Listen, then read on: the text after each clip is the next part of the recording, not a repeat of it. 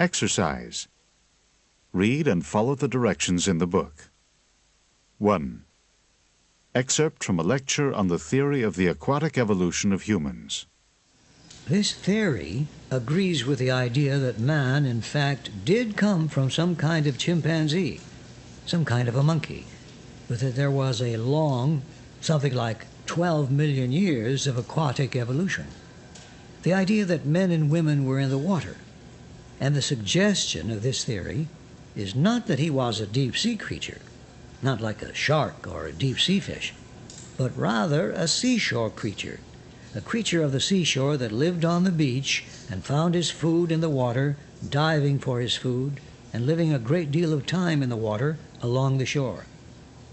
So, if you go down to the beach on any Sunday and take a look at that crowded beach with people all around the beach and then some of them playing and swimming in the water, you'll have a very accurate scene of what perhaps this theory suggested millions and millions of years ago.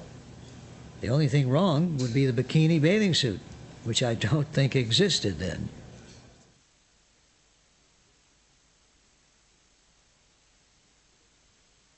Two.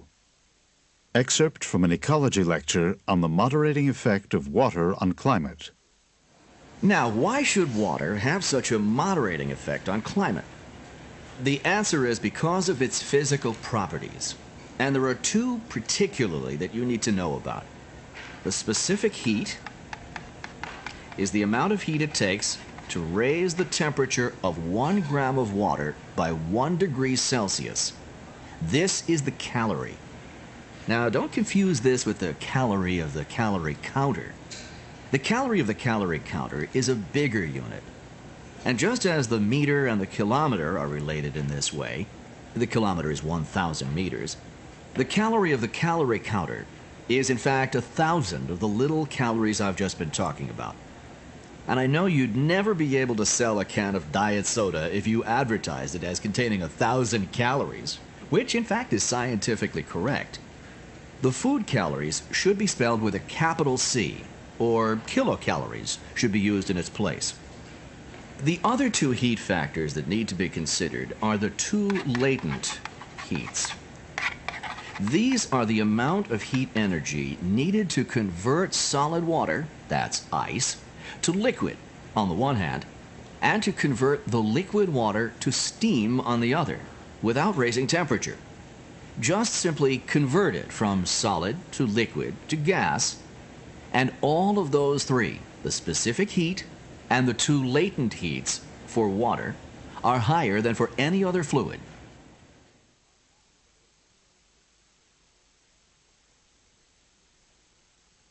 Three. Excerpt from a lecture on the spread of disease.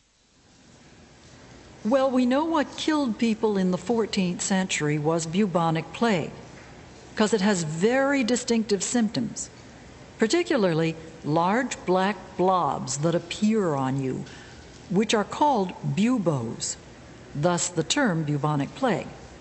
And the agent that causes it, it's a bacillus, whose normal host is either the bloodstream of an animal or the stomach of a flea. And actually, in general, the plague prefers rodents. It usually stays with them, especially rats. And the outbreak of the great pandemics always seems to be linked to the migration of rats out of their normal areas. We don't really understand why this happens, but it does. In the Middle Ages, the chief of these emigres was one of these guys, the black rat, Rattus rattus. There he is. In case you were wondering, this belongs to a colleague of mine who was given this by his mother-in-law after he started talking about the plague at her house one day. So this is a lesson for you. If you go home at Thanksgiving and talk about what you are learning in History 21A, watch under the tree at Christmas. And you never know. But anyway, the black rat by nature is nomadic, and its original home seems to be in Central Asia. But it's in Europe by 1100 at least. introduced again, largely by increased trade contacts. So there are rats. But you have to get the bacillus out of the rat population and into the humans. And the agent that does that is a special flea, the Latin name of which I cannot pronounce, so I won't try, which lives on household rats and can also live on humans.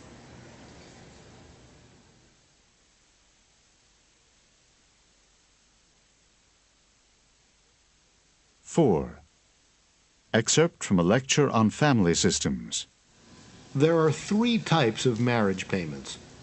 The first kind of marriage payment is a bride price, and this is most commonly required in marriage systems when women make important economic contributions and their male kin control their marriages. So that when a daughter is lost, her work is lost to her family of birth. Her reproductive potential is lost to her family of birth, and the man and his family who are taking her as a bride have to make payment, have to make compensation. Another kind of marriage payment is the dowry, and here, this is most common when women make unimportant or less important contributions to the household's economic livelihood and their male kin also control their marriages. Here, money or goods has to be given along with the bride to her new family to help set up a new household or to help her move into a joint household. Often, she has to bring resources with her.